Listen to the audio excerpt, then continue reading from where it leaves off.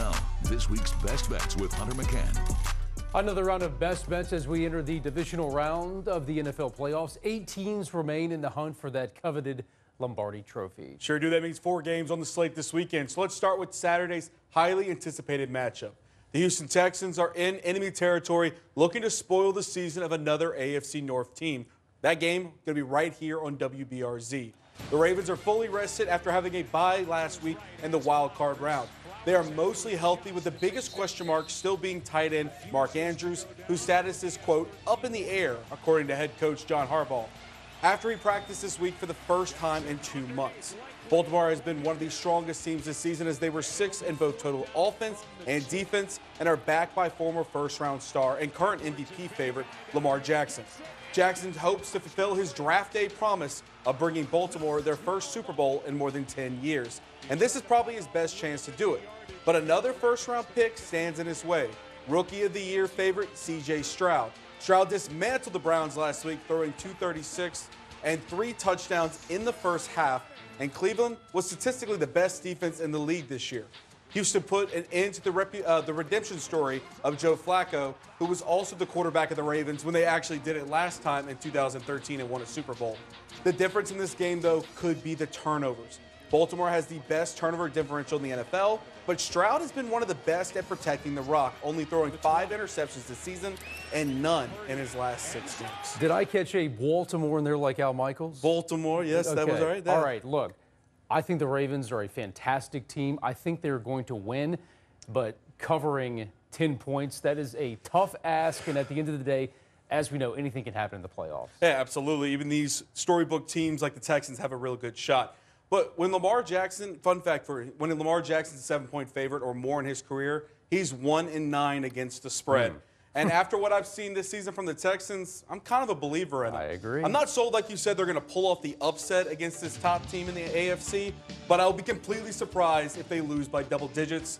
This line's been moving all week, but I was able to get it just above that key 10-point mark. So shop around or buy a point if you need to. I got the Texans at plus 10.5. Hunter, I like that a lot. All right, Saturday evening, the youngest team in the league, looking to pull the upset against the team that I have doubted multiple times this year. That's correct. Quarterback Jordan Love will lead the Green Bay Packers into battle against the San Francisco 49ers. Green Bay brought Jerry Jones and the Cowboys fans across the nation to tears last week after upsetting Dallas and once again ending their season in the first round of the playoffs. Love has been one of, if not, the best quarterback over the last 9 games of the season, throwing 21 touchdowns and only 1 interception. But the Packers have not faced a team like San Francisco this year, yet this year. Mr. Irrelevant himself, Brock Purdy, and his talented offensive bunch have averaged nearly 400 yards of total offense this season. And on the other side of the ball, their defense has held opponents under 18 points a game on average. A lot of people have said this line's super disrespectful towards the Packers after what they've done in the back half of the season. But I think it's just showing respect to what this well-rounded San Francisco team has done this year. The 9.5 points doesn't bother me as long as the Niners starters aren't sluggish after 3 weeks of total rest. That will be the key to this game. Give me the Niners minus 9.5. I am on the dogs all weekend here. However, the one that I'm least confident about is that one. I guess we'll see what happens. All right, Sunday afternoon's matchup in Detroit as the Lions look to advance to the conference championship game for the first time since 1991. Yeah, the only thing standing in their way, though, is Baker Mayfield and the Buccaneers. And this is a rematch from earlier in the season when the Lions went on the road and held the Bucs at just 6 points. Now this time around, flip the venue, bring in the deafening crowd of Ford Field, and it could be very difficult for Tampa to pull the upset here. However, this is a very different Bucs team than we saw last time earlier in the season. The offense has kind of picked it up a bit, and Detroit's secondary has been kind of underwhelming in recent weeks. But I think the Lions' ability to put pressure on the quarterback with their defensive front, led by Aiden Hutchinson, will make a big difference and for them to be able to keep the Bucs out of this game with their talented offense giving them points in Detroit. Lions and head coach Dan Campbell, easily been one of the best stories in football. And I don't think this is the final chapter. So give me Detroit to cover 6 and advance to the NFC Championship game. Ooh, I do not agree there. I think this one's going to be close too, but I do agree that Detroit's going to win the game. All right, final game of the divisional round, a rematch from a couple of years ago. Sure is. Sunday night, Patrick Mahomes will play his very first postseason game on the road. Can you believe that? First one on the road as they head over to Buffalo and they host the Chiefs. Josh Allen and the Bills looked down and out in the middle of the season. They were sitting at 5-5, coming off disappointing losses to the Patriots, the Bengals, and the Broncos. But despite the terrible odds at the time to make the playoffs, they finished the regular season 11-6 and won the AFC East. So Buffalo, this team, are they going to show up this weekend? That's the biggest question. Which Buffalo are we going to see? And on the flip side, we know exactly who the Chiefs are.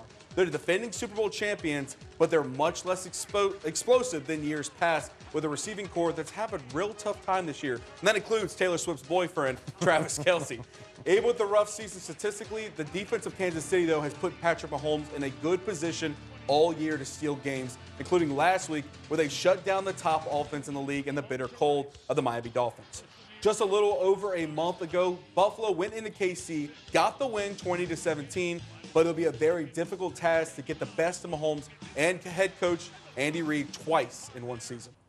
I think Buffalo will win this game. It just feels like they've been kind of the more well-rounded team the past couple of games of this season. Yeah, statistically, you're correct, but not very often is Mahomes an underdog in his career. In fact, he's 9-2-1 when counted out as the Chiefs quarterback. I would honestly prefer the Bills to win this game, and maybe they will, but getting this line at over the key field goal threshold is why I'm taking Mahomes on the road. The other big things in this game, multiple defensive players are out for the Buffalo Bills, as well as the Bills are on 2 days shorter rest than Kansas City. So if KC does show up this week, they may be able to take advantage of the second string and the lack of preparation.